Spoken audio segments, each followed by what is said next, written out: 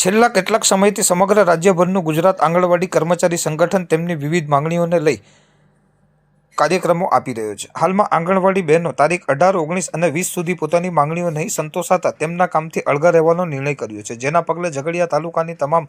આંગણવાડીઓની બહેનો તારીખ 18 માર્ચથી 20 માર્ચ સુધી તેમના કામથી અળગા રહેશે અને તેમને 3 દિવસની રજાનો રિપોર્ટ ગણવા જણાવ્યું છે। મળતી વિગતો મુજબ ગુજરાત આંગણવાડી કર્મચારી સંગઠનના પડતર માંગણીઓના કારણે તેઓ વિવિધ કાર્યક્રમો જાહેર કરી રહ્યા છે, જે પૈકી તારીખ 18 માર્ચથી 20 માર્ચ સુધી તેઓ તેમના કામથી અળગા રહેશે અને ત્યાં સુધી તેમની રજાના રિપોર્ટ કરવા જણાવ્યું છે। ઝઘડિયા તાલુકા આંગણવાડી કર્મચારી સંગઠન દ્વારા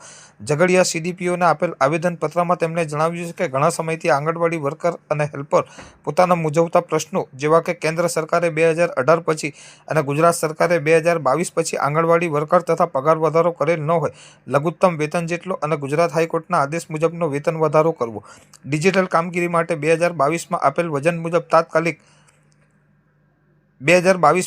વચન મુજબ તાત્કાલિક અસરથી નવા મોબાઈલ આપવા, નિવૃત્તિ મર્યાદા તમામ રાજ્યોની જેમ 60 કરવી, એક વખત જિલ્લા, તાલુકા તથા વોર્ડ ફેરની બદલી માટેની તક આપવા, એવીટી એપ્લિકેશન તથા FRS તાકીદે બંધ કરવામાં આવે તથા અન્ય એપ્લિકેશનો કામકાજનો બોજ ઓછો કરવામાં આવે, ઉનાળામાં વેકેશન દરમિયાન બાળકો આવતા ન હોય, આંગણવાડી વર્કર હેલ્પર માટે સાથે વેકેશન આપવા બાબત, તમામ પ્રકારના બિલો, રજિસ્ટરના ખર્ચાઓ તથા ઉજવણીના ખર્ચાઓ, મકાન ભાડા સહિતના તમામ બિલો નિયમિત કરવામાં આવે તથા 10 માર્ચ મુખ્યમંત્રીને રૂબરૂ આપેલ રજૂઆત અને તે પછી સરકાર સમક્ષ રજૂ કરાયેલ આવેદનપત્રોની માંગણી ઉકેલવા રજૂઆત કરતા આવ્યા છે, પરંતુ તેનો કોઈ યોગ્ય નિકાલ આવતો નથી। તેનો નિકાલ લાવવા બાબત વધુમાં તેમણે જણાવ્યું છે કે આંગણવાડી વર્કરો અને હેલ્પરો સરકારને તથા આપના તમામ કાર્યક્રમમાં સહકાર આપતા આવ્યા છે। સરકાર સમક્ષ અનેક વખત રજૂઆત કરવામાં આવી છે અને આજે પણ અમારી માંગણી બાબતે સરકાર તાત્કાલિક બેઠક યોજાય તેનો ઉકેલ લાવે તેવી માંગણી કરી છે। બંધારણ અને લોકશાહી ધોરણે જે અધિકારો અમને મળ્યા છે તે અધિકાર મુજબ અમારી માંગણીઓ માટે તારીખ 18થી 20 માર્ચ સુધી રજા રિપોર્ટ ગણવા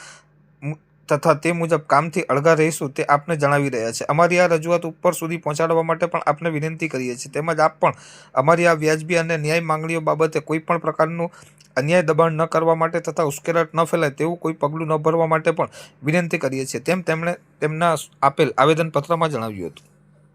મારું નામ રાગિણીબેન જસવંતસિંહ પરમાર, હું ગુજરાત આંગણવાડી કર્મચારી સંગઠનના રાજ્ય ઉપપ્રમુખ છું। અમારા સંગઠન વતી 3 દિવસની હડતાલ જાહેર કરેલી છે અને તેની અંદર અમારા ઘણા પ્રશ્નો છે। પહેલો મુદ્દો અમારો પગાર વધારાનો છે અને બીજો પ્રશ્ન અમારા મોબાઈલનો છે। અમારા મોબાઈલો જે અંદર જે ICDSની એપ્લિકેશનો જે ડાઉનલોડ કરાવે છે એમાં 6 થી 7 એમાં અમારા ફોન હેંગ થઈ ગયેલા છે